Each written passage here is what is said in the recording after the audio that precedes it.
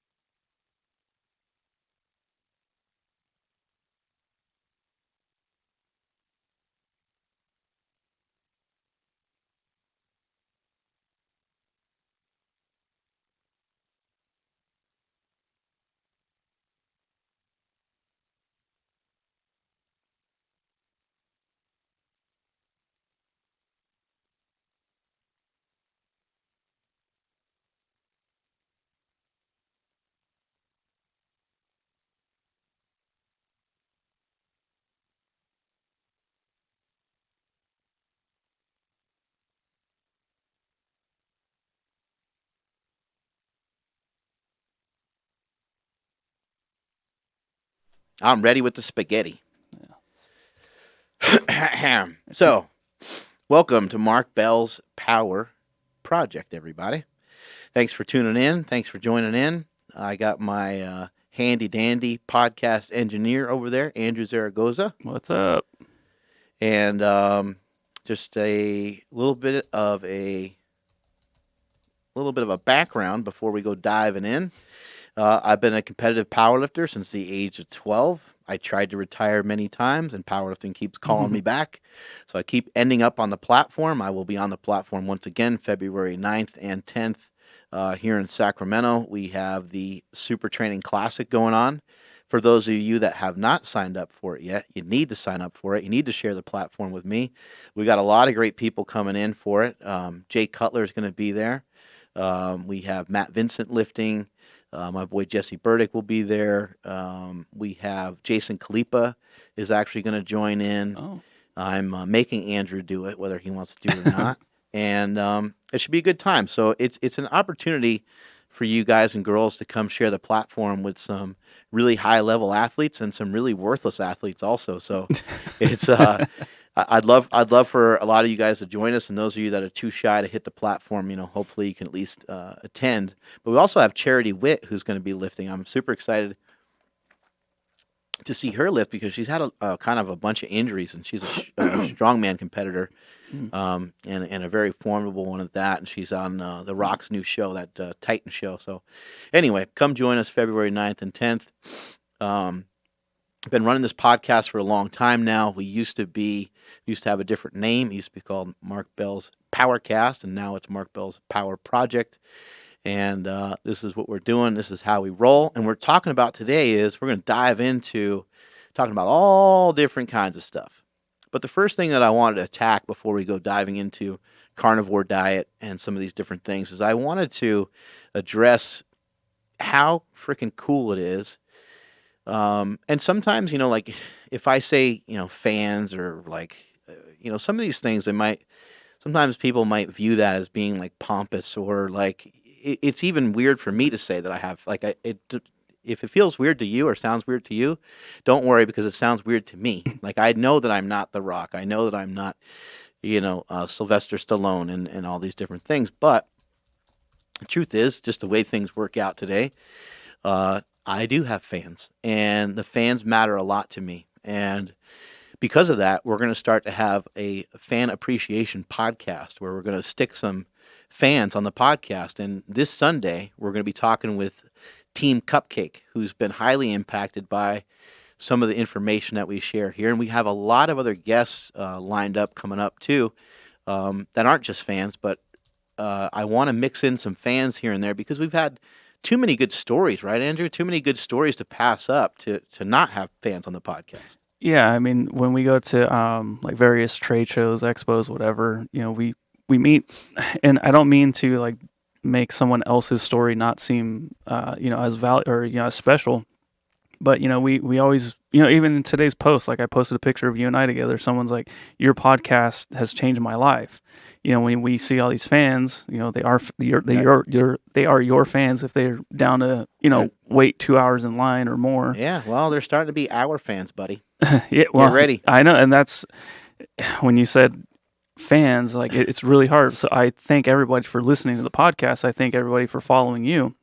But they are coming to me now, and it's an amazing feeling, man. Like hitting you up in the DMs. They slide in my DMs. They have their their Power Project sliding DM pants. So they're doing it safely. But, that's good. But no, it's crazy, and like I said, it's hard for me to say that I have fans, but I push everything back to the podcast. I push everything back to you because that's where it all comes from, and the whole. I like what you said earlier about our mission, and I'll let you get into that. Yeah. But, that's kind of what I push everything back to is, making this world a better place to live. Hell yeah, that's what it's about. And, that's something I wanted to touch upon today is like, who is following me? Who are the fans? Who are the people that are fanatical about this podcast? Who are the people that are fanatical about Super Training Gym and Slingshot? Who are the people that are hyped up about it? There's a lot of other companies out there. There's a lot of other things that you can choose, but the fact that you guys choose to spend time with us and listen to us is freaking great. But what I'd like to share today is I want to know, like, what do you guys want to see? Who, like, why are some of you guys following me? And the reason why I bring this up is I would like to know more about who you are. Even though I've met thousands of you, there's a lot of people to meet, right? And what I'm getting at here is we all need to stick together. If you like the message that I share on this podcast, if you like the message that I share on my Instagram, if you like the message that I have shared for the last 11 years on my YouTube channel, which has thousands of videos on it, if you guys are in favor of these things, I need you guys to share this information. I need you guys to recruit other people to lift. If it's my mission to make the world a better place to lift, I'm asking all of you to buy into that mission with me. And I no longer want to even bother to say that I'm here to make the world a better place to lift. I want to say that we're all here to make the world a better place to lift. So some of this might sound a little corny to you. Some of this might be hitting a couple of you the wrong way, and it might be landing right in the middle for some of the rest of you. But I would like for fitness and strength to be so a part of our life and so ingrained in our day-to-day that after a while we don't even really recognize. We almost take it for granted. And so, like, when you think about traveling, and you think, oh great, I got to travel, I get to the airport, and they got shit food there, and then I'll be out in the middle of nowhere in Arkansas or whatever, and they got crappy food out there, or whatever the case is for you. Think about how cool the world would be if there's more a demand for fitness, if there's more of a demand for health. And we're seeing it all the time. It's growing all the time. But if you went to the airport and they had a carnivore thing to go, they had a keto thing to go, and you're starting to see some of this. I mean, Starbucks has a protein box. You're starting to see hard-boiled eggs. Like I see hard-boiled eggs at the airport. That's amazing. That 5, 6 years ago, 10 years ago, I mean, there was no chance that you could find anything like that. Yeah, I mean, I'll do you one better. Even just like as little as not even a year ago, we go to Habit Burger. I don't know if you've ever been there. It's an amazing place. I don't know if it's just a California thing, but I've been. Yeah, right after Sean Baker was here, he kind of convinced me to switch over to the Carnivore Diet. And so I'm like, cool, I love hamburgers. Like, I'll just get the best part of it all, right? So I went up to order, and I'm like, can I get just 6 hamburger patties? And the woman behind the register she looked at me so weird. I was just like, just the patty. She's like, you savage. Yeah, she's like, she didn't know what to do on the computer. She had to call the manager. She had to call, the guy. Yeah. The guy was in the back room kind of working on the computer. There's always that guy, and then like that guy, he doesn't know nearly as much as everybody always thinks. He doesn't know what to do a lot of times. Yeah. So anyway, like after about 15 minutes of trying to figure out how to put it, even into the register, so I got it. But we went like I don't know, a couple days ago. Same place, same everything. It was like, can I get 6 meat patties? And boop boop boop, they put it right in the register, and that was it. So in that short amount of time, it went from me looking like a complete weirdo to just Yeah. another order. So I mean, that in itself is like showing some progress. Right. So And just the more convenient that things are, the better off everything can be. yeah. The more demand and the more money that is spent with companies like Quest, the more money that's spent with some of these companies that are now making that are going way out of their way to make stuff that doesn't have junk in it, like Primal Kitchen. Mm. You might look at like a bottle of Primal Kitchen ketchup from Mark Sisson's company, and you might think, "Damn, man, like that's kind of expensive." Well, it is kind of expensive, but if you can afford it here and there, if you can afford some of these better options here and there, you're buying into an entire ecosystem that will make it easier for everyone to buy it eventually. You think about some of this technology that comes out, and like, man, that new TV costs $6,000, or it might be some wild amount of money. You're like, holy shit, man, what's the deal with that? And then it's what, a year and a half later that thing is now, 10 times as cheap. I Yeah. mean, look at the size of the TVs you can get at Costco nowadays. But remember when they first came out, these flat panel Hmm. TVs and stuff? I mean, they were outrageous prices. Yeah, they were size of a monitor, and they were like 720 if you're lucky. Yeah, They were always dark. yeah, they weren't.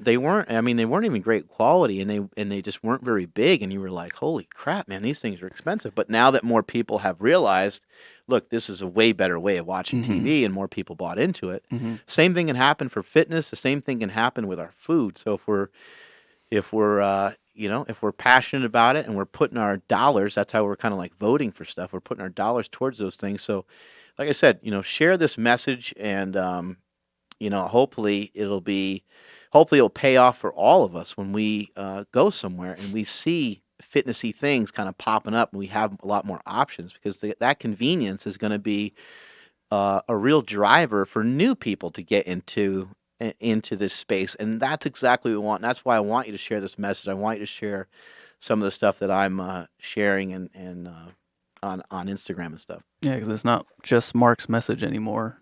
It's our message. That means every single one of you that's listening. And speaking of that, I mean, these are some wild things. I mean, I'm just it's hard to put into words, but I'm a somewhat normal dude, born in Poughkeepsie, New York, born on the other side of this country, and ended up out here through a series of events. Came out and visited my brother. He went to USC Film School, and wasn't too long after that I met my wife, and ended up with some really big pivot points in my life. Like coming to California was a big pivot point. Meeting my wife Andy was a big pivot point. Falling with 1085 was a big pivot point.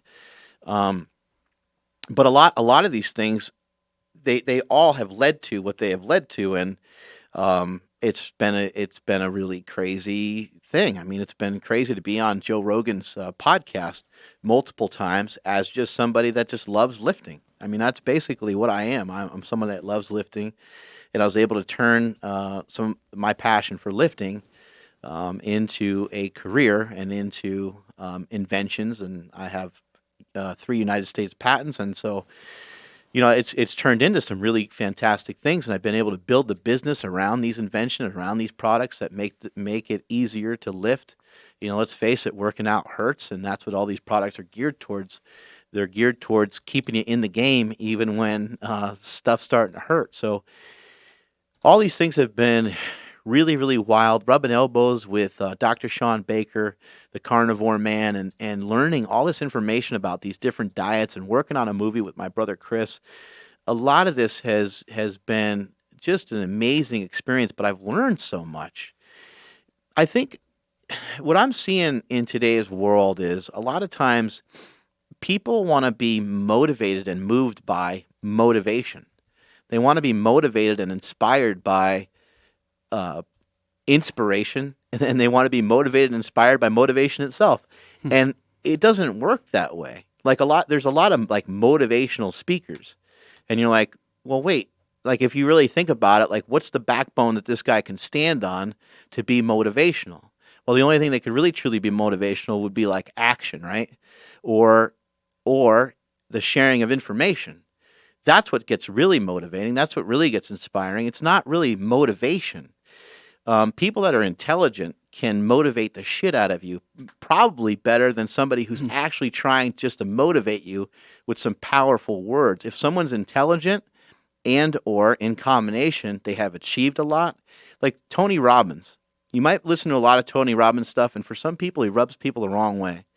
But if you listen to him for long enough and you start to dissect some of the stuff he's talking about, he has legitimate recipes for success. I mean, he lays stuff out. He broke it down, and many others have done this too. He broke it down to a science. And, his stuff got really popular, and so it got out of control and stuff. But, like, what's going to really move you, what's going to really motivate you is information. And there's, out of all the places in the world to get information, there's really not a better spot to go to than to a podcast. And specifically, Joe Rogan's podcast. The podcast world has exploded, and Joe Rogan is numero uno by a long shot. I mean, he just crushes everybody. There might be someone in the game that I'm not aware of that's, also kicking ass, but he just absolutely annihilates it. And the fact that I've been able to impact him when he's impacted me and so many others is crazy. So I've been like I as a as like a leader, I always feel it's my responsibility to sometimes stop what I'm doing and freaking put a full court press on people sometimes. And you've gotten text bombs from me, Yeah. And I mean, they're almost always positive. Every once in a while, I might be like frustrated about something, but like for the most part, it's a full court press, and it's usually with positive intention. It's usually like, hey man, I need you to do this because I want to, I want you to join me on this diet, or let's do this for the workout tomorrow, or we're switching over to eating like this, or whatever it might be. And so, I was just sitting there, and I was like, you know what, the fucking World Carnivore Month is coming up, and I know I'm going to commit to it. And I know my brother's going to commit to it because he and I were already talking about it, and we were already partially doing it, but we weren't all the way in. And so I was like, you know what? I need to just go all the way in, and then I need to pull a lot of other people with me because I want people to. Part of the reason why I'm trying to make the world a better place to lift is because I want people. If people can feel 1/5 of what I feel on a daily basis from what I get from lifting, what I get from exercising, what I get from my 10-minute walks, and what I get from my diet, then I can RIP this world. Because that is something that I'm really passionate about. I feel so good all the time. I don't feel good because I made money. I've always felt this good. I've always felt awesome. And the money hasn't changed the feelings by any degree, and it hasn't made any difference one way or the other. The one thing that the money has done is it's helped make some of the people around me. It's helped make me feel good that I've been able to help them. But other than that, I mean, it's I know it's weird to say, but it hasn't done shit otherwise. It really hasn't. It's hard to put in perspective. But the fact that I could even text message Joe Rogan, the fact that I'm even in this position is fucking cool. Yeah. And it's fun. And so I start bombing Joe Rogan with texts, and I'm telling him, hey man, like, you need to join in. And he's telling me how he wants to, he's intrigued. He's super excited about it and stuff. And then he's like, I got a lot of travel coming up. And so I wrote him back and I said, and I'm thinking to myself, man, like this might piss him off. But part of being a leader and part of being an entrepreneur is like, you sometimes have to just like, you got to walk the tightrope, man, without a net every once in a while. And I've had it backfire on me a few times, but you know what? So what? And so I just threw it out there and I said, you know what, Joe, I got kids. I got a business to run. I'm a pretty busy person as well, and I just left it at that. Didn't hear anything back. He's fucking busy. He's doing shit all the time, right?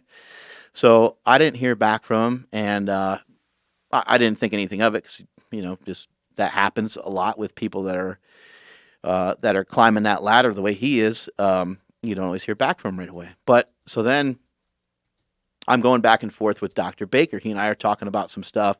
I'm super pumped about World Carnivore Month, so I'm asking him some questions, and he was super pumped when he saw my post, and he was all fired up.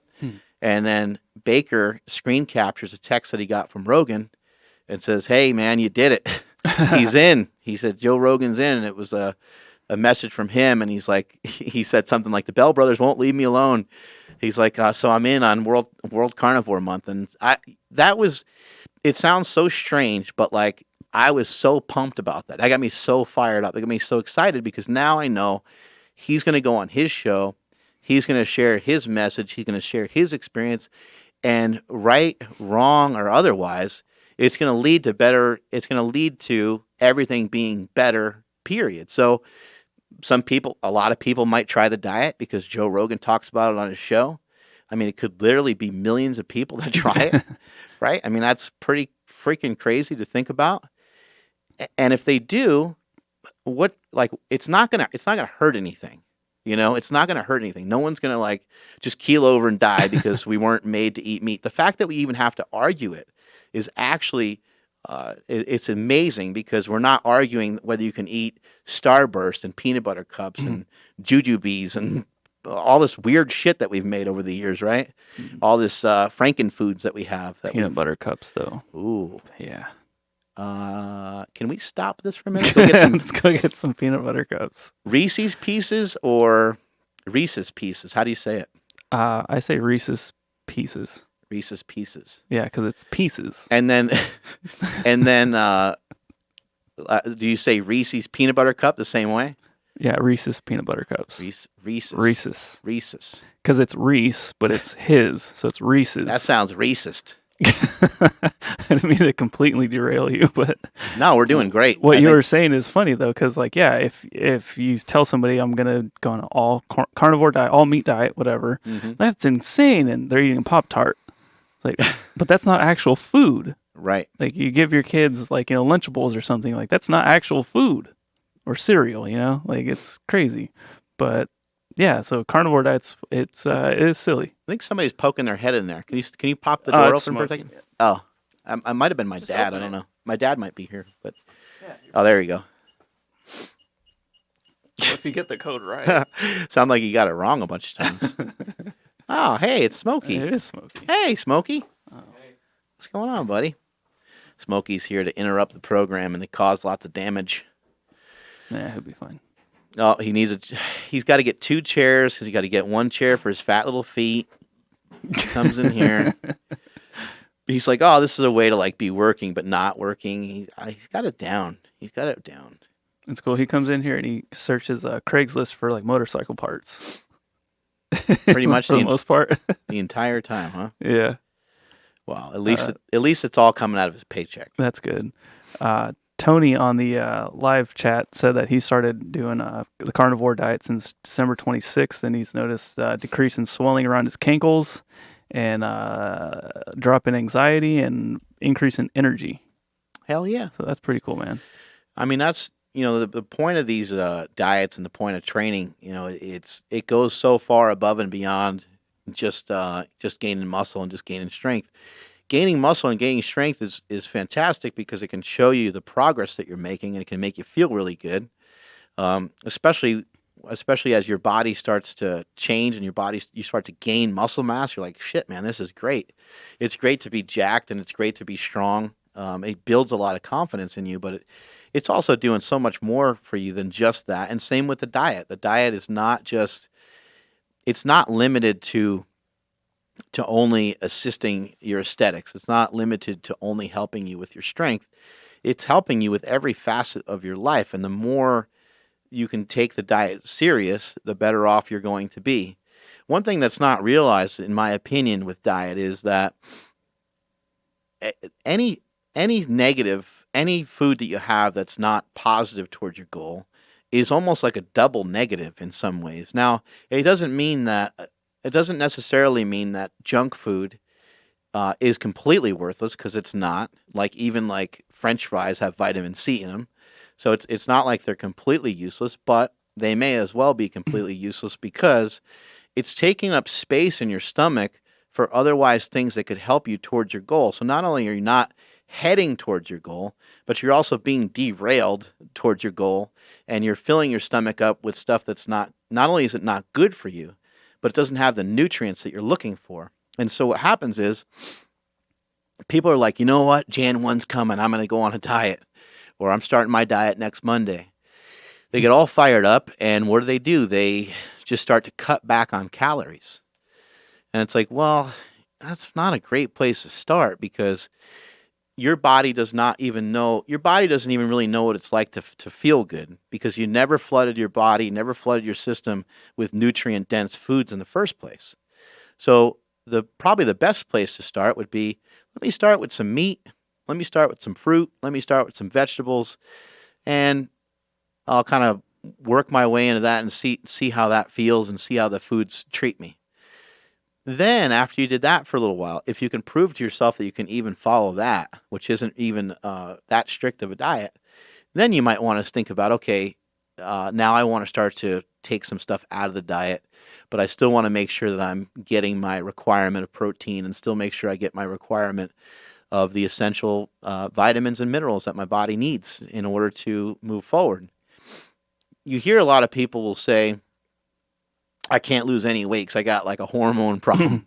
Or some people just flat out say, like, I really struggle to lose weight. I can't lose weight. A lot of people that have had success losing weight laugh at that, and they'll say, come on, yeah, that's a crock of shit. Well, we know that it's a crock of shit because we know that if you stick to it long enough that you will probably make progress. But we also know people that have been trying really hard. We also know there's like, what percentage of the population lifts?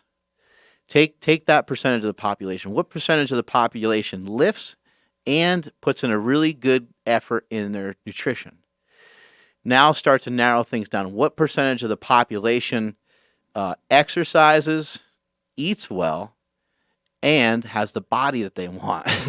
Now we're really, the percentage of the population, I'm just going to take a complete guess, and I'm going to say that's probably 1%.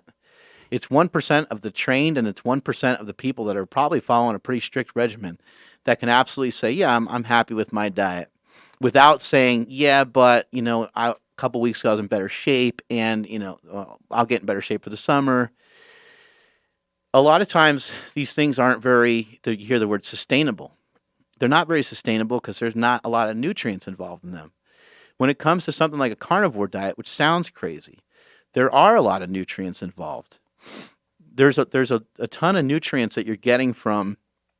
You can have any sort of meat that you want. You can have any sort of fish that you want. You can have any sort of. Some people like to introduce organ meats into the equation, like liver and heart, and all these things the nutrient density of these foods is just off the charts.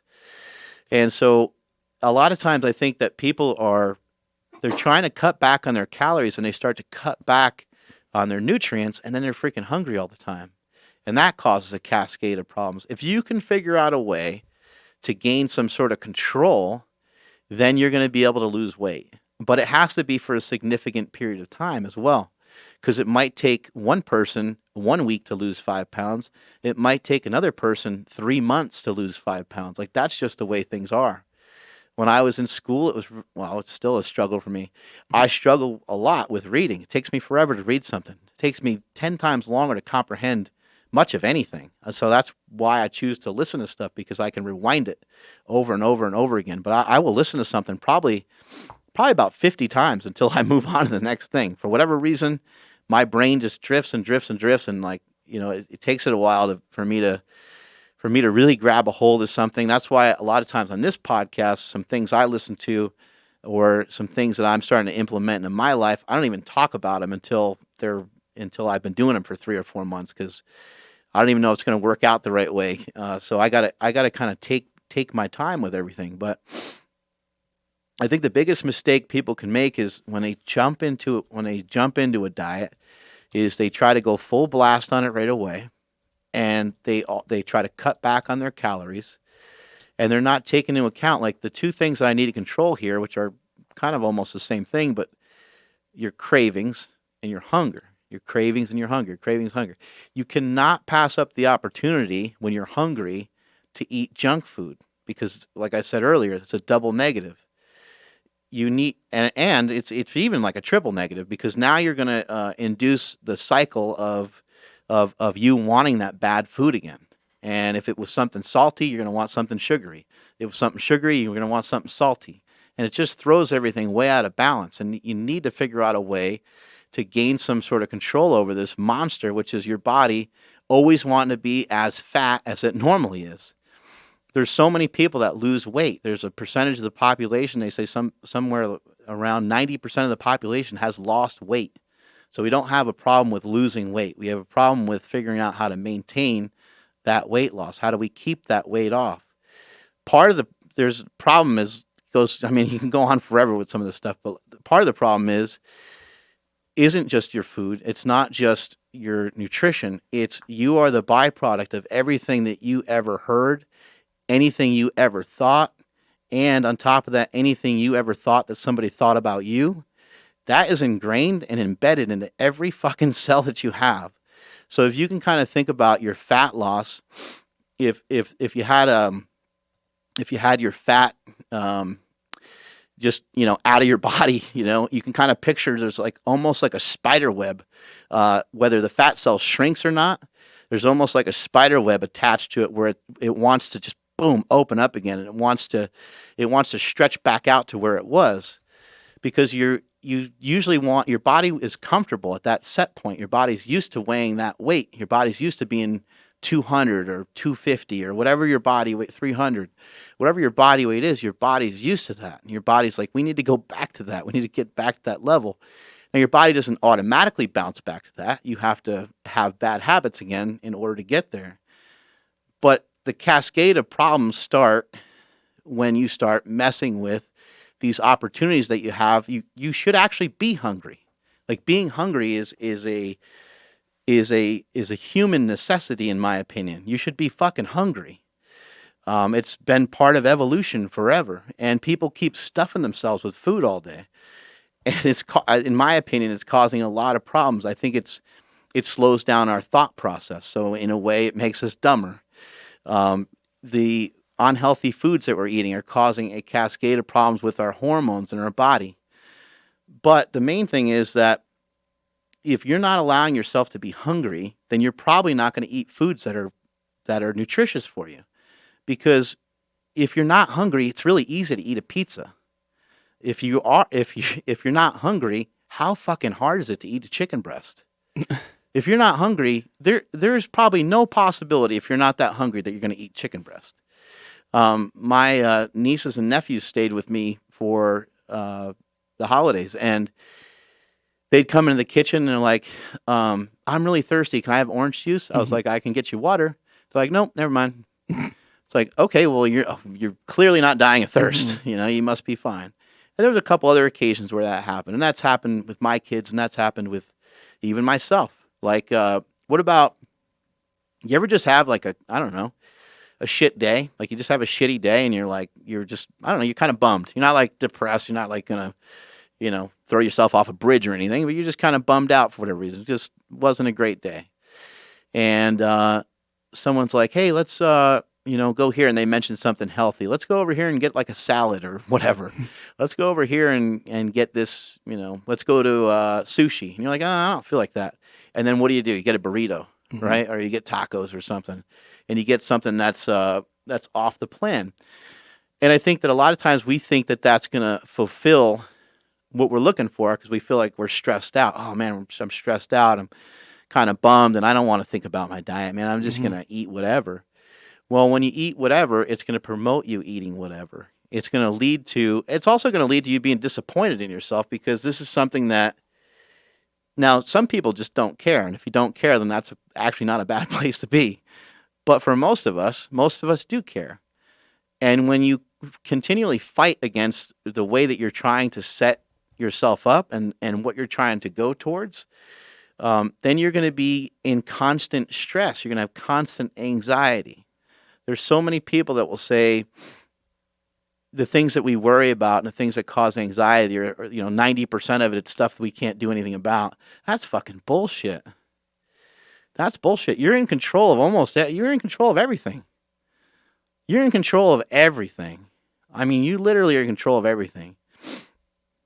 If you order a product from my company and it rips, guess whose fault it is? It's my fault. It's my fault. And someone might be like, "Oh, that's out of your hands. You don't have control of it because you're not actually sewing these things together." Well, maybe I should be. Well, whatever the case is, it's like I need to figure out a way to remedy that, right? I need to figure out how do I make sure that these things don't happen? How do I make sure the products are communicated the right way? How do I make sure the products are fitting correctly? How do I make sure the things are sewn together the right? Like, there's so many things that you can control. Even if you have a problem with someone at your office, you got a problem with something your friend said to you, so a problem with a relative. Yeah, you're stressed and worried about it because you won't talk about it. Well, if you you go communicate with them and say, "Look, man, what you said to me the other day, it hurt my feelings, it upset me." Well, at least boom, now it's out in the open. Now you're not going to feel great about it all of a sudden, but that stress and anxiety that you had towards it is gone. And the same thing with your diet and nutrition. This is something that cannot be swept under the rug. I'm just going by a lot of the things I hear people say. My brother-in-law, not too long ago, it was actually just at Christmas. We were talking about these different food options that we had. We had like a spaghetti and meat thing that was all together, and we had a big bowl of stuff that was just meat, basically. And my wife's aunt, she was like, "Oh, this has pasta and meat, and this one over here is just a big old thing of meat for those of you that don't want carbs." My brother-in-law goes, "Carbs don't matter to me." And I was just thinking, like, hey man, like, they matter to everybody. Like, doesn't matter if you want to account for it or not. Like, it's going to hurt you, and you kind of shrugging it off, thinking that they don't matter, is completely foolish and asinine. It doesn't make any sense. It's still going to impact you. I mean, it's just, you don't get a free pass because you don't care about it. It's not like it doesn't count anymore because you're like, whatever. No one's immune to carbs. Well, no one's immune to disease. No one's immune to, ending up with heart disease or cancer or like, but you might be expediting that thing. You might be making it happen a lot faster. There's a lot of physicians right now. There's a lot of really, really smart people that are kind of saying, look, I think that all of these diseases are preventable. And I guess you can make an argument and say, well, you got to die from something, which is probably true, right? You do need, I don't think there's anybody that's been around forever, but maybe there has been. You do have to die from something, but maybe the way that you die, maybe it doesn't have to be so bad. Maybe you don't have to have dementia when you're 65 years old. Yeah.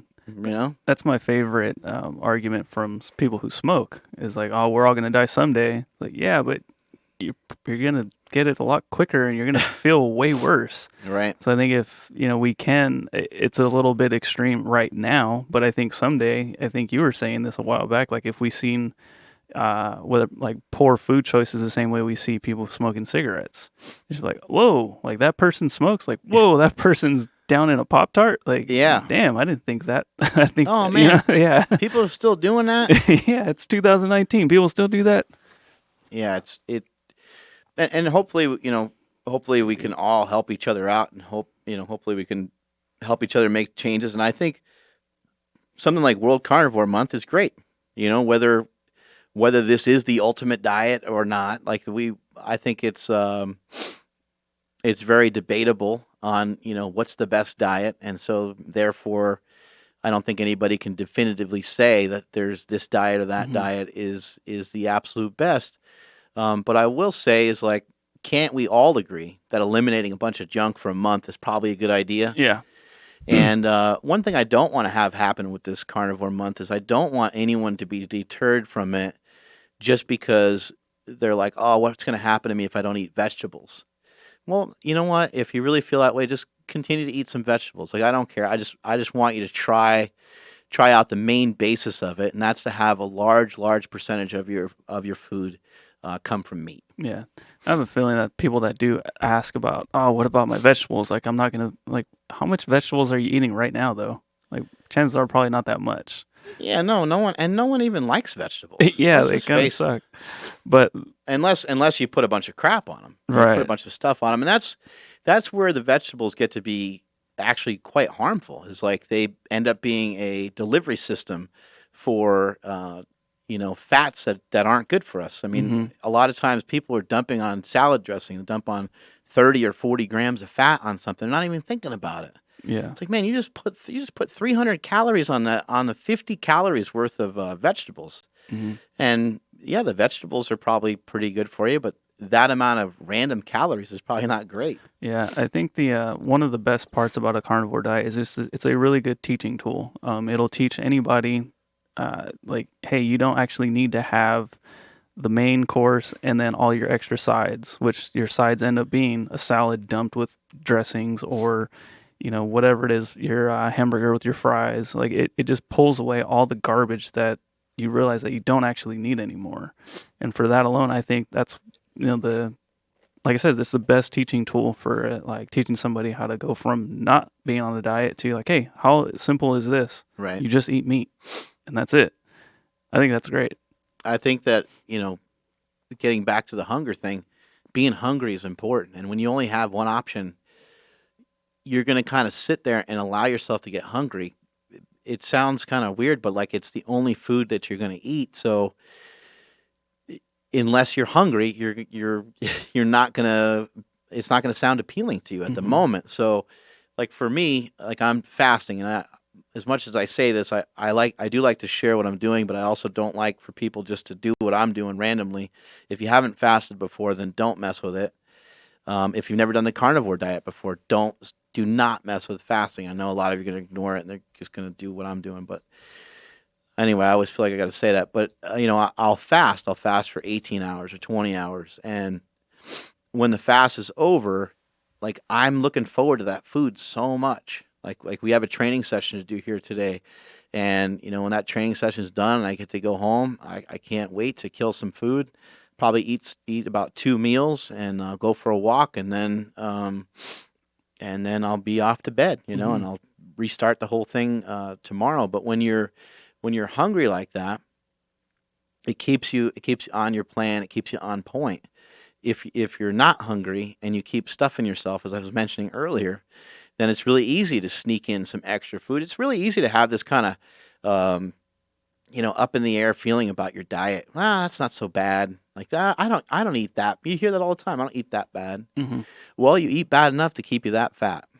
Like this, and how fat are you? Like, are you fatter than you want to be? If you're fatter than you want to be, then you need to make some really, you got to make some tough changes, and it has to be, it has to happen for a long period of time. I mean, we're talking years. Like this is not, World Carnivore Month is great, and hopefully it's a start for a lot of people.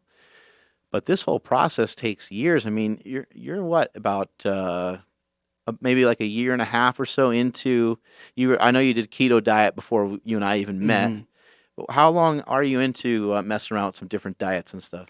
I mean, like following them very strictly, like yeah, probably I don't know, like yeah, about a year and a half. Yeah. Because what ended up happening was when I hurt my back, I just got depressed and ate whatever and just made everything worse. And then once I started cleaning up the diet, that's really Mm. when everything. So I guess yeah, about a year is about right. Right. I don't know exact dates, but basically like just before Sean Baker got here. And then how long have you been? How long have you been lifting weights for? Uh, Man, probably since I was like 27, but I had no idea what I was doing. Like I did like CrossFit for a little bit Hmm. just because, like I said, I had no idea what the hell's going on. So I'm like, oh, I hear this CrossFit thing's pretty popular. Let me Right. try it out. And then from there, I got a gym membership. But like, I mean, I don't think I posted it on my Instagram, but I was like typing it up saying how like I remember I'd been stuck under 95 pounds before. In my late Hmm. 20s, which Right. is it's shitty to say that, but Right. it happened. Um, so yeah, I mean, like actually like hitting good numbers and making legit progress has only happened up until recently when training with you. So Right. before that, it was just kind of like spinning my wheels almost. Right. So you have some lifting experience and a little bit of diet experience, but basically Hmm. you've been at it for like about a year. Yeah, that's safe to say. And even with the little bit of stuff that you did beforehand, it's taken, I would say maybe about 2 months ago is when people in the gym and stuff started noticing some Mhm. changes, right? And Mhm. they're like, dude, what's going on, man? You're getting jacked, right? That's when you started getting compliments. Yeah. Yeah, that was. I mean, I still to this day, like, I think it's like, who's messing with me? You know, like, did Mark send a text to Yeah. everybody like, hey, just give this guy a little credit, Hmm. please? Tell this guy about his triceps. He's looking a little sad today. Can everybody just give him one compliment about his triceps? Yeah, and I hate sending that text every morning, but somebody's got Yeah. somebody's got to keep you up. But I mean, it takes a long time, and that's from somebody who's already you're not obese, you're not fat, Correct. Yeah. So for it to show up on you happens a lot faster than if someone's heavy. Hmm. And so for a heavier person, like it could take 5 years, it could take 6. I mean, it could take a while. People will notice the weight loss quickly. People might notice, that you're dropping some lbs. Um, but it takes a long time. It takes a long time to make all this stuff happen, and that's why you got to figure out something that you can actually follow. But it doesn't mean that you follow some of this bullshit that people are trying to feed you when they say you have to have a balanced diet, or because I just don't think that message has ever helped anybody. I don't think having like, what's your version of balanced diet? Um, I heard a guy the other day talking about how he has a balanced diet, but he does all these crazy swims and all these crazy runs and all this crazy stuff all the time. And I was like, him saying balanced diet is so much different than your average. This guy's not rolling through KFC. I mean, this is a hardcore athlete, and so he's probably like, by his definition of balance, he probably means he eats some carbs, he eats some fat, he eats some protein, but he doesn't eat all of them all the time, nonstop, day in, day out. He's not stuffing his face with food. Damn. Larry just said that he's down 100 pounds. Oh my That's God. crazy. What's up, Larry? Yeah. Have you heard Sean Baker, or have you read or heard anything about the carnivore diet with kids?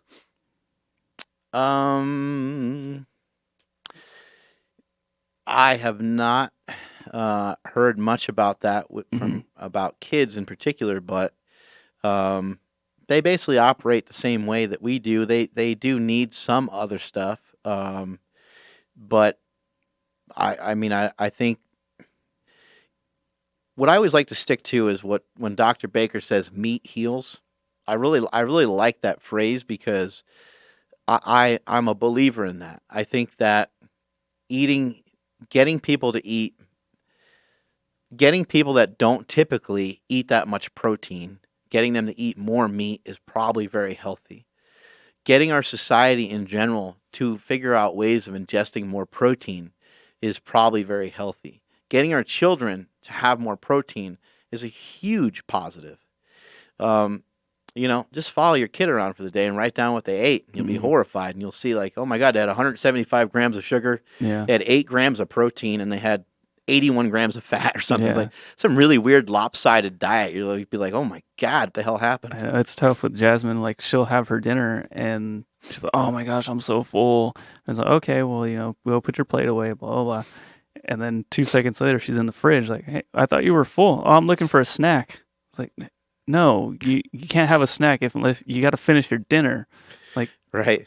child. But one thing that I keep hearing when I keep talking to like friends and family is they talk about like, oh, I got to have my snacks though. I need a healthy snack to get me through the day. What do you have like for them though? Like, I know the answer is just like, you don't actually need a snack. You're just bored. But I don't know. What do you tell someone like that? So the way that we eat and like the time frame that we have for eating, it's all just completely fucked up. And you need to hit the Men in Black pen and erase that shit from your brain right now because it's a horrible concept to buy into. We have donuts and bagels in the morning. We got pancakes and waffles and maple syrup in the morning. Like this notion is completely ridiculous. It doesn't make any sense. It's not. It has nothing to do with our the way that we're made up. Mm-hmm. It's now embedded into our psychology, but it's not embedded into our how we are designed physiologically. So it doesn't make any sense. Like a caveman didn't wake up and have a piece of bread or whatever. So the idea is asinine, and for people that are kind of looking for something, a way out of it, there's no way out of it other than to you just have to have a new belief system. Like a bodybuilder will wake up in the morning and the first thing they might have is halibut, and somebody might be like, that's fucking disgusting. Well, in a lot of other cultures, I mean, that's kind of all they eat is fish.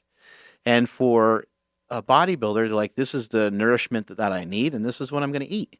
They're not eating cereal. They're not having pancakes. They're not doing some of these things. So I think that, number one, I think that that's a good place to start, is to realize, look, man, you can eat your food whenever you want. I mentioned this many times in this podcast before, that I have, I'll make an omelet at the end of the night a lot of times, because like that's real savory. It's something that like, finishes the night off for me, and gives me something with really good flavor and good pop. I'll make a, bacon, egg, and cheese omelet, basically. I'm like, fuck, man, that's so good. That's a good way for me to end my day. Kind of hits some of the pleasure sensors in my brain, and it keeps me on the plan. But you can have breakfast at night. You can have your dinner for breakfast. I mean, you have to start to embrace some of these things if you really want to make progress. Your body just needs the nourishment that it needs, and it's not specific to, there's like this going on with your body in the morning versus this going on with your body at night. When it comes to snacks, America would be so much better off if we just didn't have snacks, and if we just didn't eat dessert. Like if we did those two things, actually three things. If we didn't eat dessert, if we didn't have fried food, and if we didn't have snacks. And actually that's that's our boy Terrell. That's his like normal eating method. I think now he's eating a little bit better. You notice he's like tightened up. He's gotten even more jacked, if that's even possible. But we have an employee here, and he's about 210 pounds, and he's freaking, I don't know, he's probably under 10% body fat all the time. And, we're all dealt some different cards in terms of our genetics. Obviously, he's got good genetics, but he works hard as well. He's got a real simple diet plan. He doesn't eat dessert. He doesn't have snacks. He doesn't eat fried food. But we might look at him and say, holy shit, man, that guy's got great genetics. But what if I was doing the same thing from the time I was 12? I can't really say that, I don't know. Would I have ever gotten fat in the first place? Probably not, So in terms of snacks and like if you're trying to do a carnivore diet, I don't really have a recommendation for a snack necessarily. There are some things that you could potentially do that might be a little bit less carnivore-y. Like you could have pepperoni, you could have salami, you could have cheese. There's some things that you can kind of mess with. You might be able to make like a deviled egg. There's some things that you can do. But what we're trying to do with the carnivore diet is we're trying to have a diet that's that's very rich in nutrients and very low in ingredients. Rich in nutrients, low in ingredients. You want a lot of nutrients from each meal that you have. And that's why there isn't really any snacks, because a snack wouldn't have any nutrients in it. Snacks would be the reverse. A thing of Cheez-Its would give you a really dense amount of ingredients. Like let's just say there's 30 ingredients. And then nutritionally, what it will give you is it might give you, 15% of your daily whatever in like two different categories. That's probably about it. Whereas opposed to if you ate the same amount of weight in meat, it would be, your ingredient would be 1, maybe 2 because you put salt on it, maybe 3 because you put pepper on it. So now you got 3 ingredients versus 30. And now we have a whole list of foods, or a whole list of vitamins and minerals that it provided to us. So another reason for ditching snacks is that, as I mentioned before, you want to make yourself hungry. The human body's not designed to just be eating all day like that. It's not designed for these other foods, for us to be stuffing our face with them all day. It's important that you're hungry. When you're hungry, you hear people say, stay hungry, right? Well, there's a reason they say that, because you're fucking motivated. You're super motivated when you're hungry. Now, you can be hungry and you can be, feeling like you have low blood sugar. I mean, there's some other things that can happen, and these things shouldn't be happening to you if you're paying attention, and if you're not doing what I said is like don't fast unless you're used to it. And even if you are used to it, be cautious with your fasting, and if you really feel like crap, break your fast. It's not a huge deal. Start it over. Try it again the next day, or try something different, or maybe eat a little bit later into the night, or make sure you drink more water that next day, or whatever. Because when you're fasting, all kinds of things can happen. But you should be hungry. The carnivore diet is simple. It's really really effective. It's not easy to follow. One of the reasons why I discontinued it a while back, I was doing a carnivore diet for a little while, and then I switched into a little bit more of a keto style thing, and then Hani Rambod came in, and bam, I went on the bodybuilding diet. But one of the reasons why I stopped it was I was like, with what I'm doing right now, which was not much, I wasn't trying to compete in anything, and I enjoyed having a glass of wine or three with my wifey here and there. And also at the time, I felt like eating some other stuff. So I was like, you know what, I'm gonna give myself a break from this. I did it for a few weeks. I really enjoyed it. I liked it a lot. It did get me in better shape. Um, and I even tried a few days of only eating meat, which I'll talk about a little bit more of that in a second. But I tried a few days of only eating meat and just drinking like water and coffee, basically, and bone broth. Um, and it was just hard. That was the only thing. That's the only reason why I abandoned it. It was super effective, but it was kind of hard. And I was like, you know what? I'm kind of good with this. I'm gonna mess around with some different stuff. Then I went into like a keto style diet, and then occasionally I might eat like a Quest bar or a keto snack, or I had some other options on the table. And then Hani came in and saved my life with the with the bodybuilding diet, which was a lot of fun. But um, anyway, that's some of the history for me for carnivore. Yeah. So in regards to staying hungry, and you just mentioned, keep the ingredient list low. What about certain seasonings and stuff? Is it okay to get creative, just as long as you're, cautious about not adding too much like calories to something? Um, I mean, you're you're better off sticking to meat as much as you can. So, um, yeah, I mean, can you use some like garlic and sage and rosemary, and yeah, I mean, you can mess with some stuff like that. You just don't want to get too far away from the general basis of this, which is again to keep the ingredients really low. And then if you are going to, the best thing to do is to stick to meat as much as you can. If you're going to add anything in, then you need to record and remember how you feel. So if you are to, let's say you made a hamburger and you're like, man, I'd love to throw a bunch of cheese on this thing. You throw a bunch of cheese on it, and you're like, man, I'd love to throw some mayo on top of this thing, and you do that. And you're like, man, I'd love to throw some mustard, and you make this like crazy creation, right? Now you got this crazy ass burger, really rich in flavor. Now it's up to you though to judge how you feel after that. And it's important to learn how you feel first though with just kind of the plain burger. Like not how do you feel taste wise, like how do you feel 3 hours after, 2 hours after, 1 hour after? How are you actually feeling? That's something that if you're not feeling great, you should write it down, and you should write down what was in that meal. And then maybe the next meal, maybe try something a little cleaner again and see how you feel versus that other one.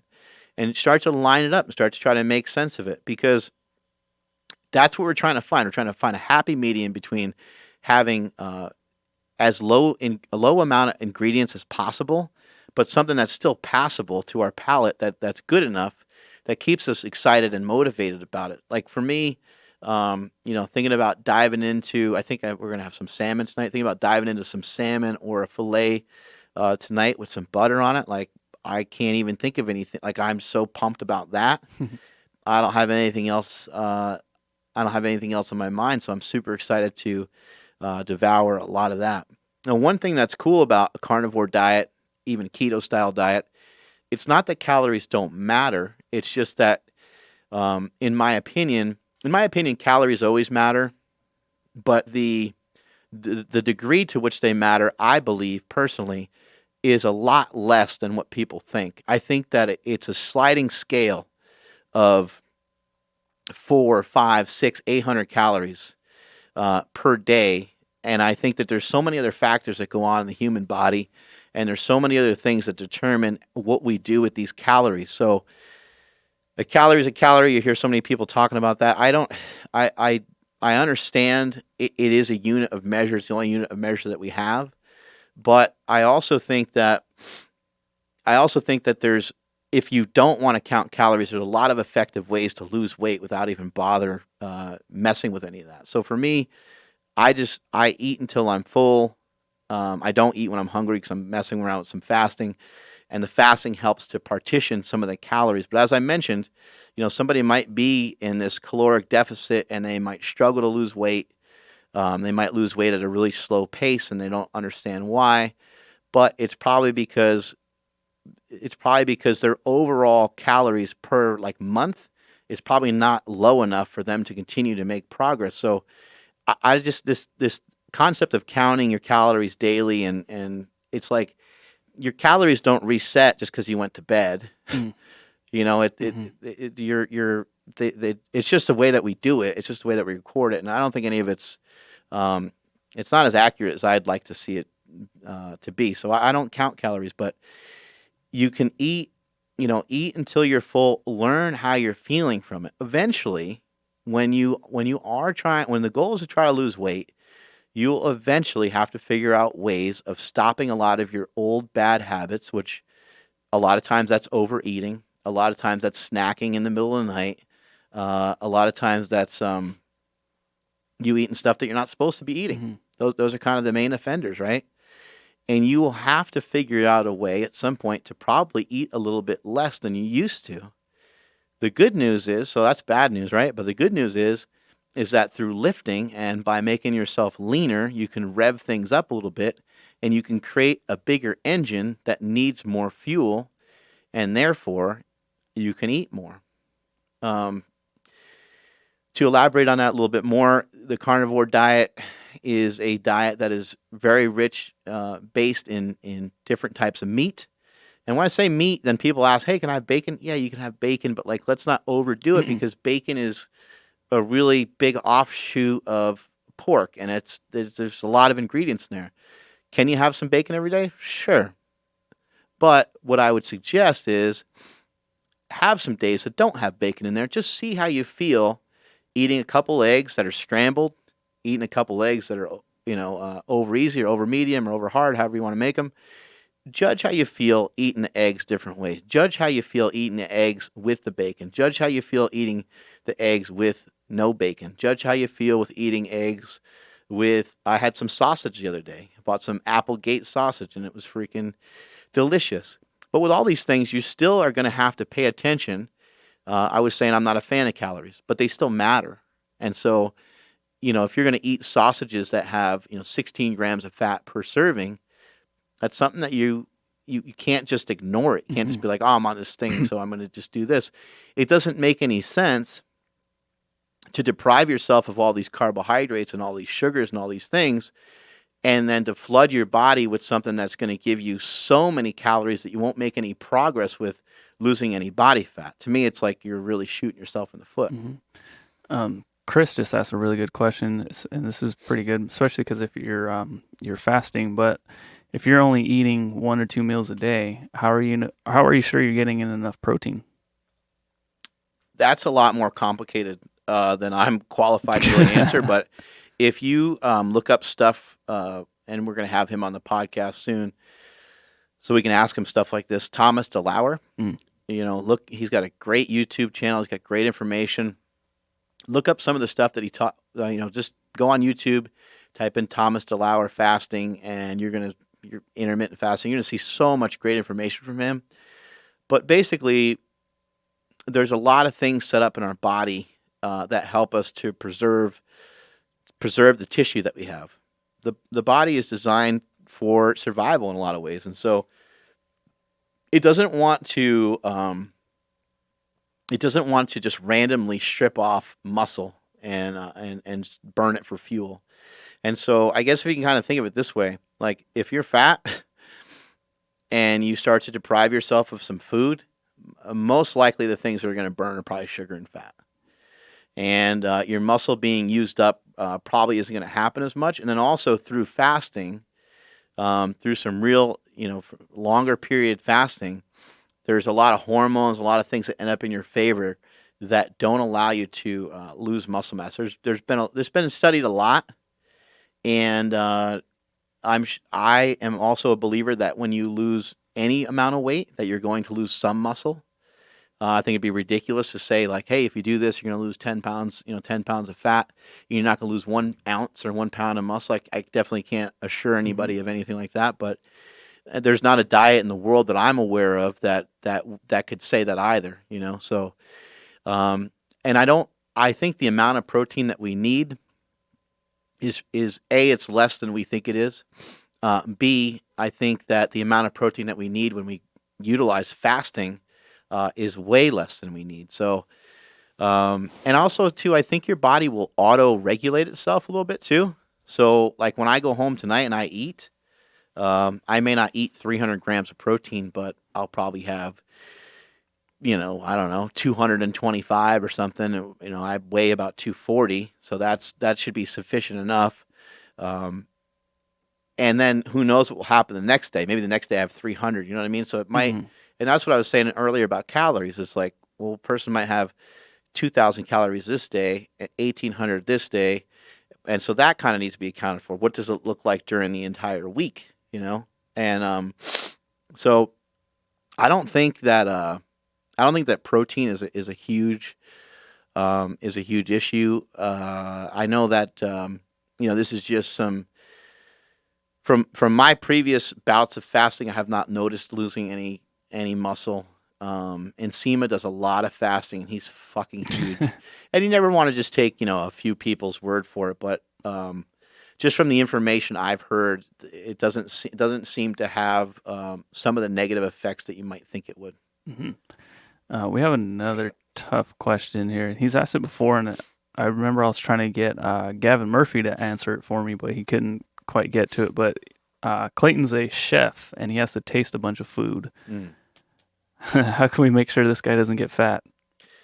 A lot of people will use their job as an excuse.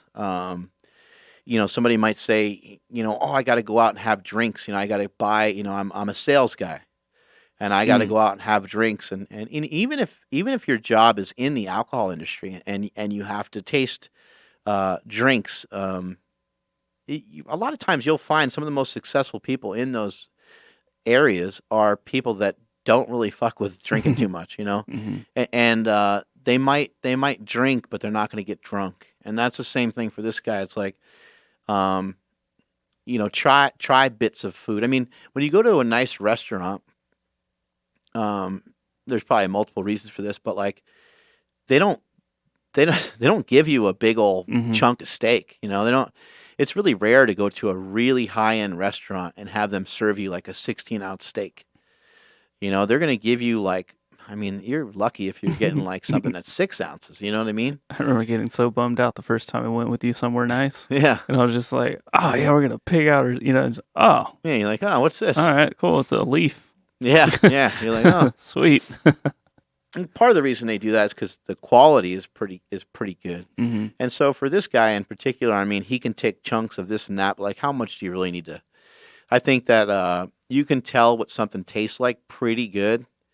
I wouldn't say after one bite. You might need about two or three to really see how it sits on your palate and to chew it and to swallow it and everything. You need to probably test it out a couple times. But I don't think this guy needs to like engorge himself, over the top. Plus, and this is something that fascinates me. I don't have a good understanding of why. So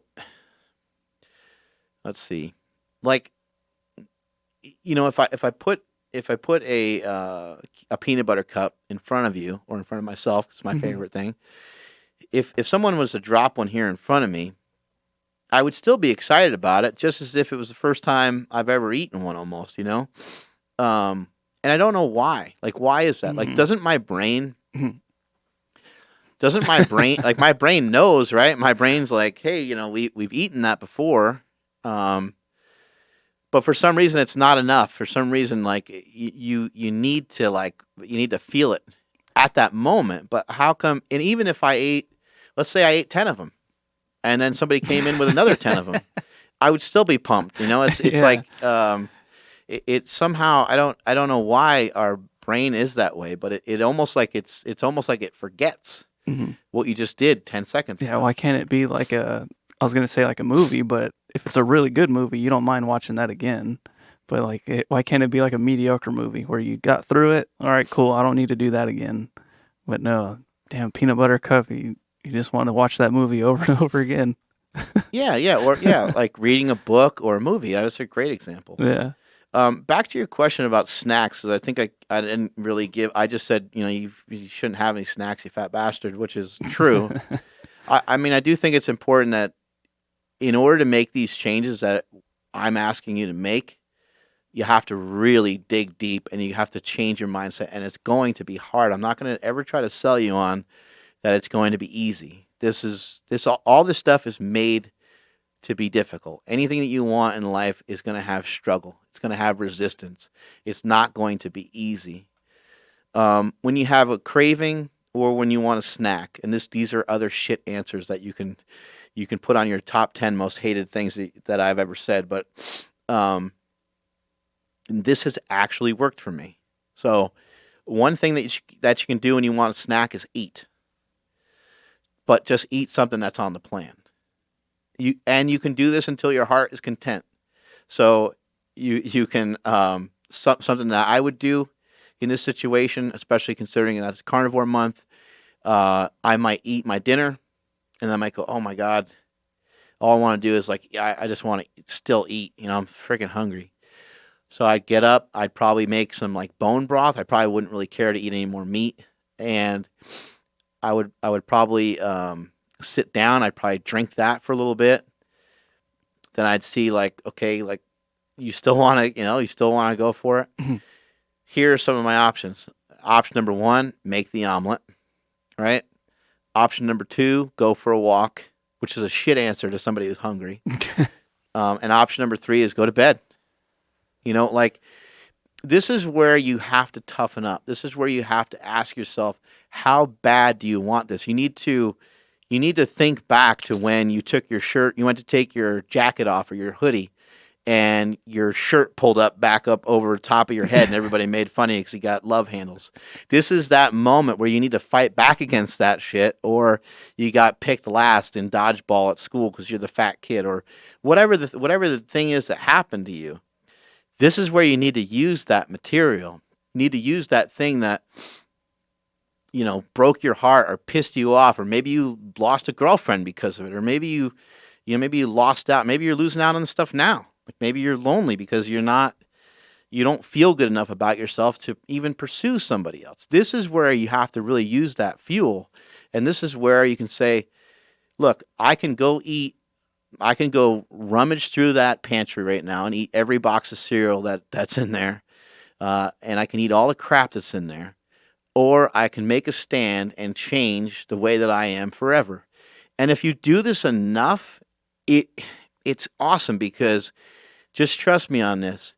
When you start to build momentum and you start to build ambition, it will build upon itself. Ambition, the crazy thing about ambition, someone would be like, oh man, he's so ambitious. Guess what ambition comes from? Ambition comes from getting results. And so, say someone like Andrew, who a lot of his life he's lifted, but he's always kind of sputtered. Like he'd lift and for 2 weeks, 3 weeks, maybe 6 weeks, and then you'd be out. And then, oh, my back hurts. I'm going to eat what I want. I'm going to, and you waver. But get that person in the gym. Get them exercising. Get them moving properly. Get them eating properly. And now, the second that somebody comes in and says, hey, man, you look awesome. What have you been doing different? That is ambition right there. Now, you got to, hey, when are we training tomorrow? Like, right? It changes everything. Oh man, like I hope Mark doesn't make us do squats on Friday morning. Now it's Thursday night. Like, hey, we coming in tomorrow? Mhm. Like, it changes everything because now you understand what's behind it. Now you understand the results that are there. So you almost have to envision yourself 3 months down the road being 10 pounds less, being 20 pounds less. You're trying to lose a lot of weight, but what you're gonna gain in this process is huge. You cannot put a price tag on it. What you're missing out on some of these sweets and some of these snacks and some of these things, it's every single time that you deter yourself away from those things, it will always it will I'll repeat it again. It will always, always, always be worth it. And I don't really even like to speak in definitive terms like that, but I'm just this is my own firsthand experience. There's never been I've never went for a walk, that I regretted. I never I never came in the gym and been like, "Oh man, I wish I didn't do that workout." Even if I've gotten hurt or insanely sore from it, I never regretted trying. And no one's ever going to regret effort. No one's ever going to regret working your ass off. So all this stuff is worth it. When you feel that urge to be hungry, go ahead and just eat again, but make sure it's something that's still on the plan. If you eat something that's even slightly off the plan, that can send you downhill. When you're doing something like a carnivore diet or you're trying a paleo diet or you're trying the vertical diet, you don't want to have a lot of bullshit in your life. You don't want to have a lot of crystal light and sugar free this and sugar free that. You need to gain control. You need to gain. The easiest way to put it is you need to gain control. You need to stop being such a pussy. You need to stop being so sensitive all the time. Why the fuck are you so sensitive? Do you really need to eat before you go to bed? It's like, no, you don't. You don't need to eat. You just think that you do, but you're not even that hungry. It's sometimes when I say it and I say it like try to say it in a nice way, it doesn't make any sense. But when I tell people, they got to toughen the hell up, then they're like, oh man, that really made a lot of sense. But you do. You don't need to eat every 2 hours. You don't need to eat every 3 hours. If you're trying to gain weight, there's some different things going on with trying to gain weight. And I can share some of that with you guys too. But man, this is not going to be easy. At times it will feel great. At times you'll roll through In-N-Out and you'll have some Flying Dutchman Mhm. and you'll be pumped and you'll be like, oh man, these things taste great.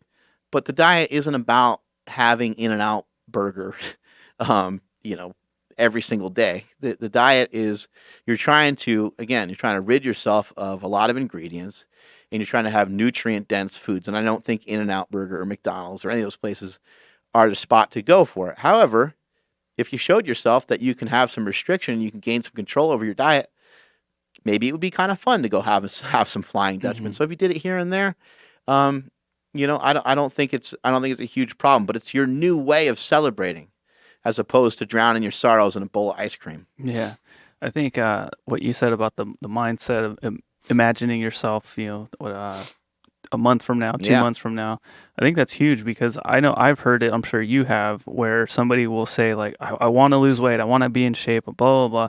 I just maybe I'll get lipo so that way it'll get me there, and once I'm there, I'm gonna maintain it. Or like I wish I could just wake up and then I'll be there, and then once I'm there, I'm gonna maintain it. But okay, first off, that's bullshit. You're not going to maintain it because you're going to just keep doing what you're doing if you don't learn how to eat right. But if you imagine that you actually are there now, then yeah, just maintain what you've already achieved and then live that way. And then by the time the 2-3 months passes, you will actually have what you've been imagining in your head already. You brought up a great point. If I can wave a magic wand and boom, you lost 50 pounds. Mm-hmm. Where 3 months from now, where would we be? Probably more than 50. Yeah, you'd probably gain it all back and maybe then some, right? Mm-hmm. Like if you could just tap people with something and they lost 50 pounds, they'd gain it all back again because they didn't learn the proper steps to get there and they didn't earn it. Mm-hmm. You have to, you just hear this so much in life and it's just so goddamn redundant, but you have to earn things. I've been thinking about these New Year's resolutions, and I've been thinking about some of the different stuff I've been seeing, and these stuff shared by these people on Instagram and stuff. And people are like, oh, you got to be true to yourself and you got to be the best version of yourself. And I'm just like, you know what? People probably need to stop being true to themselves. Like whatever truth they believed about themselves in the past, it ain't fucking working, Yeah, man. Like you right. need to find something different because whatever you were relying on before, it's not cutting it. It's Mhm. not working, and you're lying to yourself. And it just needs to stop. Oh, I don't eat that bad. Oh, hey, here's the carnivore diet. Here's what it looks like. Oh, bro, I kind of eat like that anyway.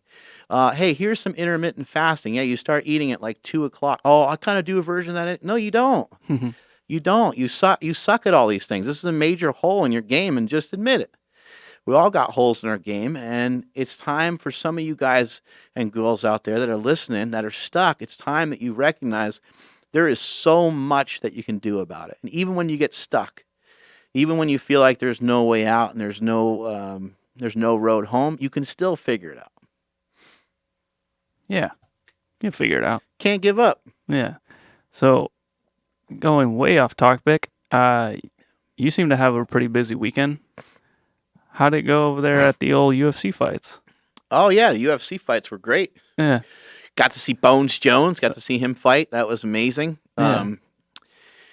That women's fight went quick, man. Shit. Cyborg and Amanda Nunes. I'm not gonna say I called that at all. By no means did I say that, but I just figured because the way But you called it. let me explain. Because the way Cyborg fights, she's never faced anybody that actually even made her like blink. And like, dude, if Nunes can catch her just with one shot, it'll push her back, and then who knows? It's a different ball game.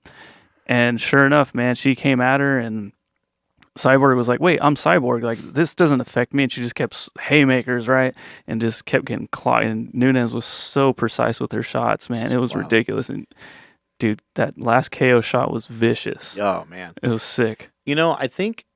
By the way, like, even though the fight went really fast, like, what a great job by Cyborg. Like, what an awesome way to go out. Oh yeah. Like, if you're a badass, go out like a badass. Mhm. She did. She went out like a she got hit with bombs. She was getting crushed. And she kept throwing punches. She kept trying. Yeah, I think she was just dazed, and she was out of it like pretty quick, and she just went into just kind of instinct and just kept throwing. I think that happens a lot. Mm-hmm. You know, I think that happens a lot in football and in fighting. And, you know, there's that saying, everyone has a plan until they get punched in the mouth. Yeah. And, you know, she just didn't defend herself at all. No. I mean, and that's like, what I mean. Accuracy was 150%. You know, yeah, and that's what I'm saying is like normally she does not get affected by anybody she's ever faced. So she's just like, well, my game plan is I'm just gonna go, beat her up, and it just didn't happen because Nunes was just so solid with every shot. It was nuts. Yeah, seeing the fight live, you know, I'd be really interested to go back and watch it on tape and check it out and kind of see, because I felt when we were live, I thought she got clipped with something really early on, and sometimes like it's a little stuff that you don't see, like somebody throws a big punch and maybe the punch catches them a little bit, but the elbow catches them even harder. It's like a lot of times there's something in there that you wouldn't think would really rock somebody, but it who knows, maybe she had a concussion. I remember when Jesse Burdick, so I got to hang out with Jesse Burdick, and yesterday was his birthday, so it was really cool to hang out with the birthday boy around his birthday. He's 40 years old. Happy birthday, Jesse Burdick. It was super cool hanging out with him, but like he and I have been to many fights before, and we saw, I'm forgetting the guy's name, but Weidman. We saw Weidman fight Belfort, I think. Weidman fought his name's on this, the karate guy, the guy who's really good with like actual karate. The name's gonna drive me crazy. I'll find it. Keep going. Anyway, they're battling on back and forth, and they're just absolutely killing each other. And then later we found out that Weidman was knocked out, and Lyoto Machida. There you go. We found out later that Weidman was knocked out, like cold, like in the first round, and he kept fighting, and because Jesse and I were watching it, and we're like, this is so weird. He's not protecting himself at all. He's getting killed.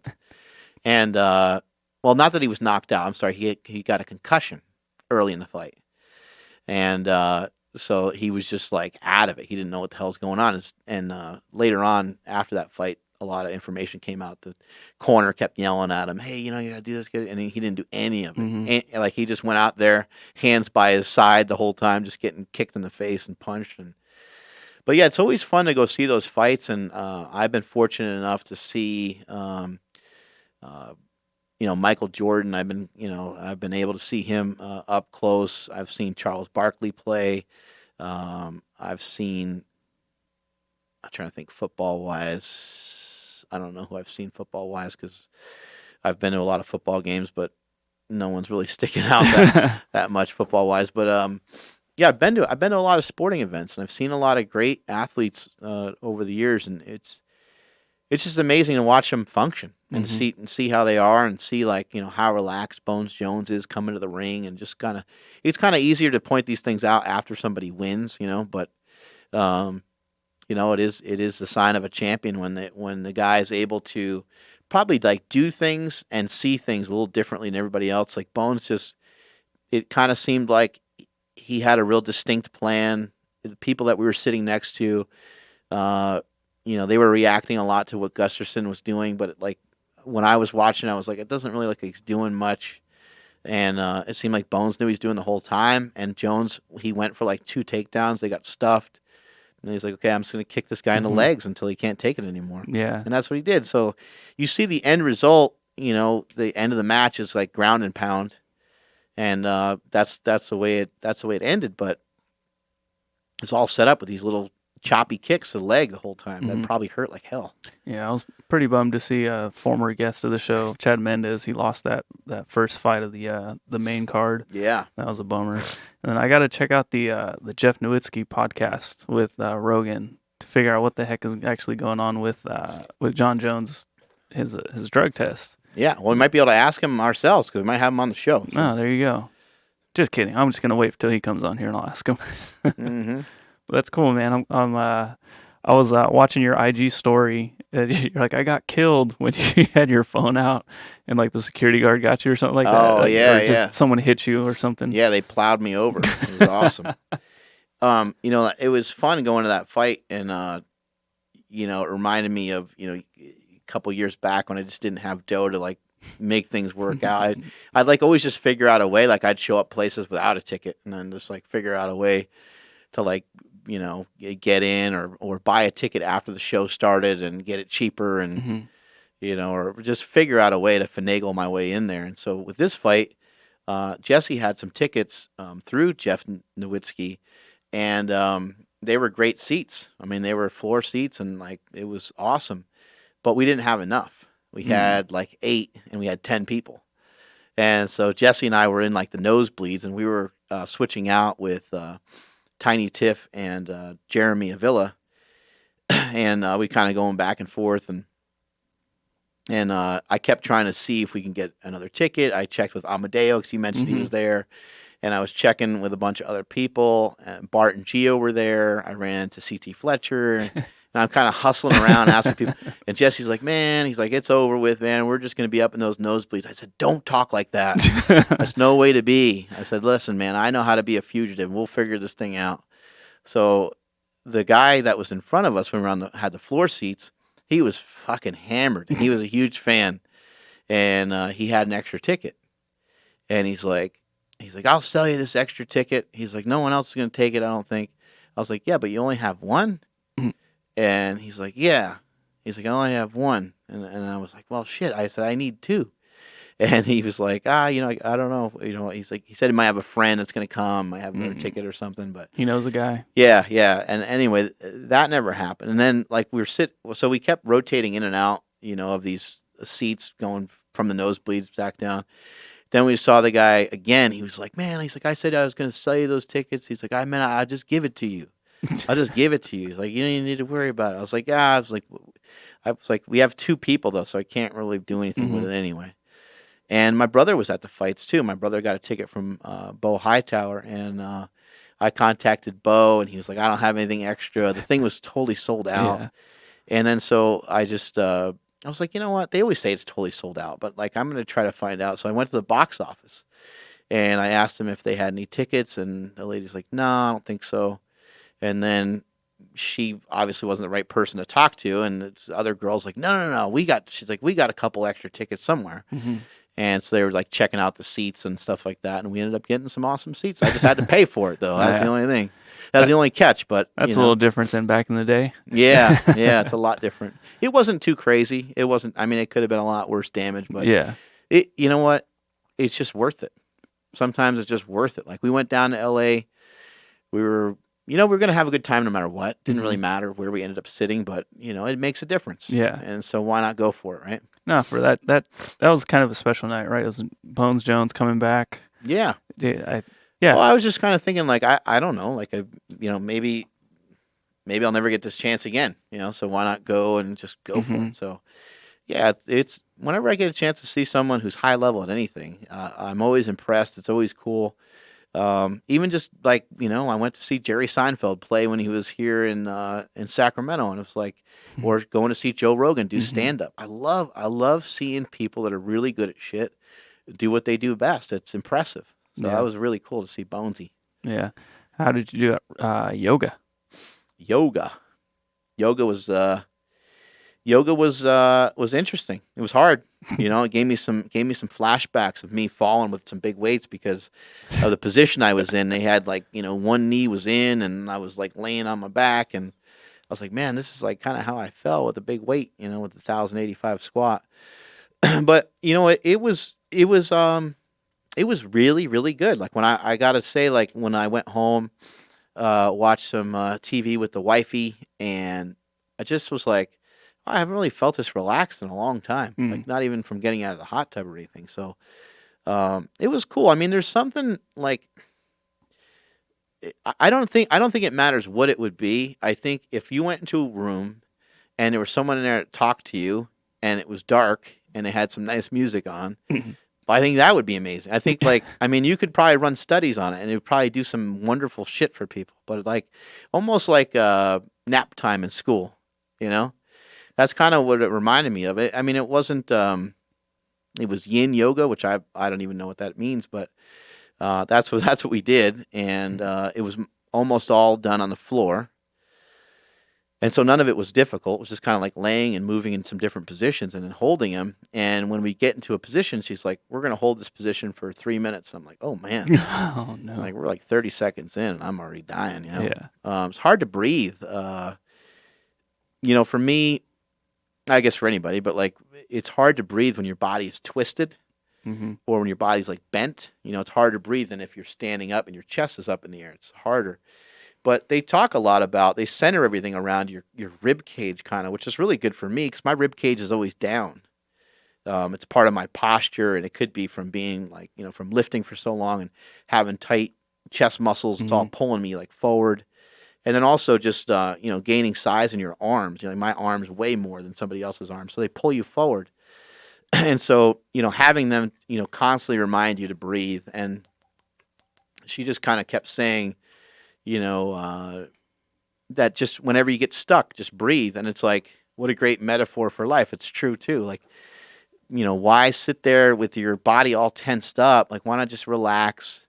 Some of these things are things that you can't do anything for it right that second, so you may as well relax and then just think about a plan. Like, they were saying, like, kind of breathe into it. And it just makes a lot of sense, and it's something that I thought was really effective, and I'm fired up to go back again. I would have loved to try to go back today, but I just didn't have time. Hopefully I can go back on Friday or maybe Saturday when we get done training here. I want to try to make it I won't even say try. It's something I'm going to make part of the routine for a while, and I don't know. We'll see. We'll see what it can do. I'm excited about it. Cool. Yeah, I know there's some like YouTube stuff that I can follow. So because I've done it a handful of times, and I feel like it. I don't know. Like I can show you a couple things that they showed me that I was thinking about. She was doing it, which is kind of weird. In the dark. Mm-hmm. With nice, beautiful music playing with candles and everything. Thinking about me? Yep. All right. Yeah, I was thinking about you because we were in some of these positions that, like, really kind of, they were tough on the lower back. Like we had this one thing where we kind of laid back on this like pillow type thing, and it was like under like your butt slash lower back, Mhm.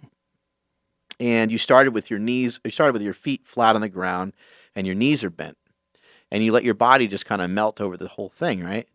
But then she asked you to put your feet out flat, and now it's like, ooh, like my back doesn't like that because for me, my hip flexors are super tight, my abdomen's super tight, and so I was able to do it just fine. It wasn't really hard, but it does make it feel like if you were to fart or sneeze, you blow your back out forever, you know? Oh no. Yeah.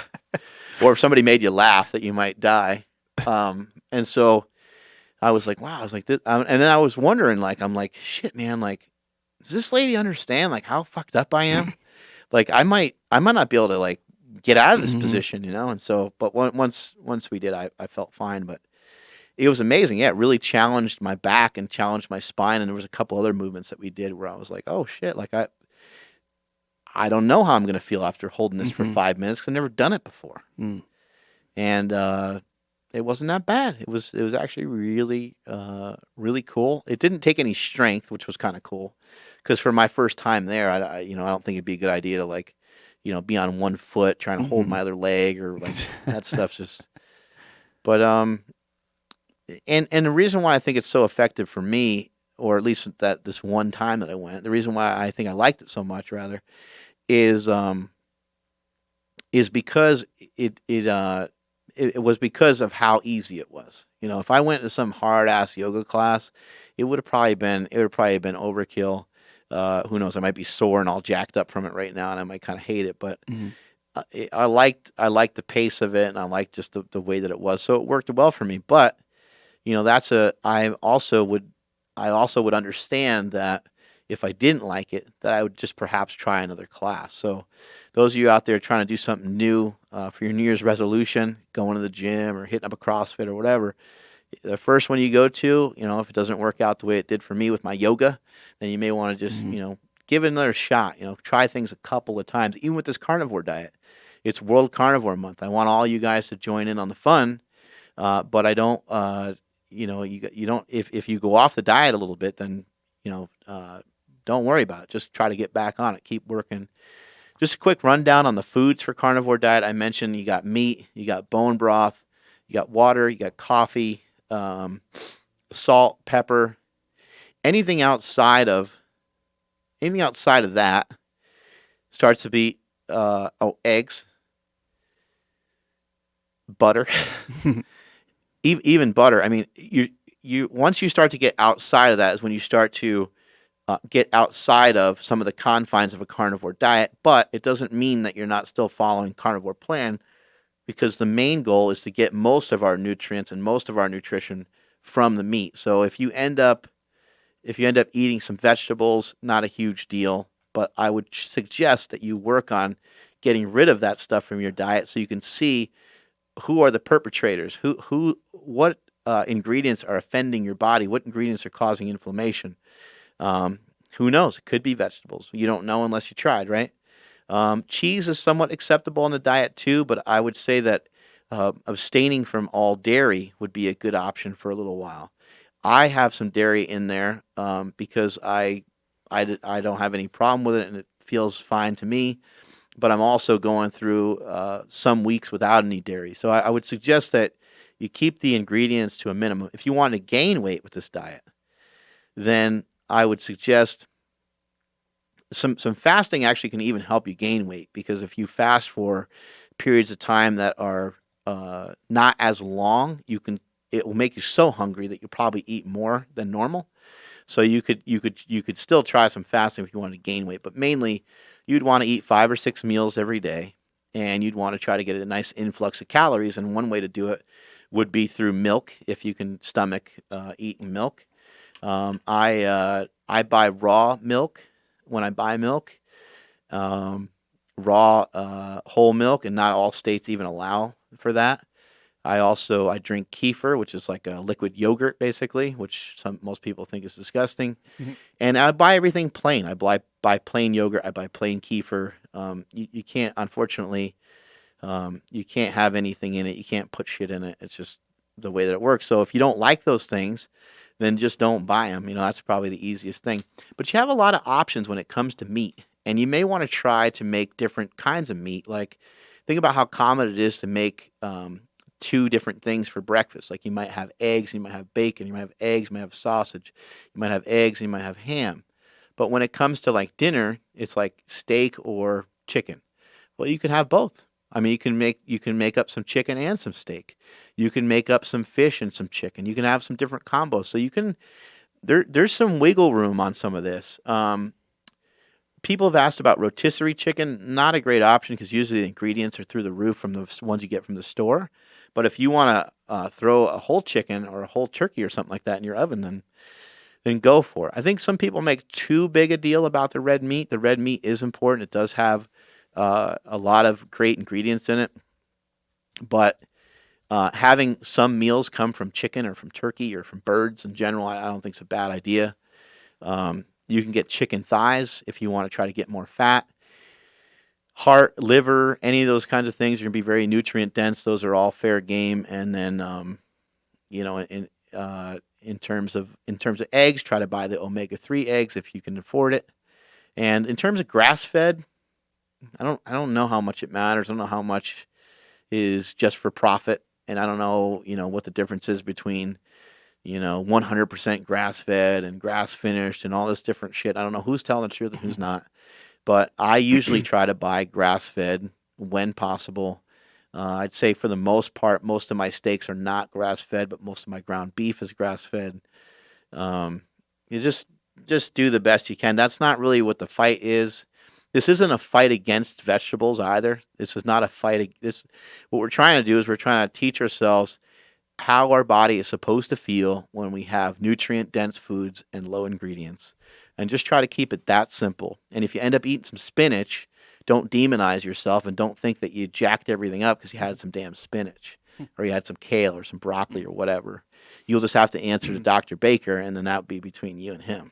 He's pretty big. He might mess you up. That's what I'm saying. Imagine a fucking left hook from that guy. No, I don't want to imagine. I can kind of picture him with a big, long jab, right? Mhm. Boom. He Yeah, nails. you can't get inside at all on him. He's sticking the jab out at Mhm. you, and you know better than to deal with than to allow the overhand right to land.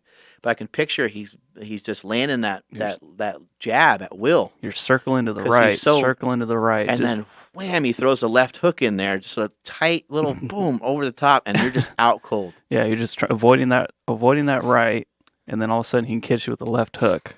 And that's it. Game Why? over. Why does Dr. Baker got to do that to us? He eats a lot of meat. He's just a savage, knocking out all bums. Yeah. Real quick housekeeping stuff. The podcast got a new podcast machine. It's used, but it's new to us. However, it does have the capability of uploading straight to Spotify. So we are now on Spotify. A lot of people have been asking. So we're up there now finally.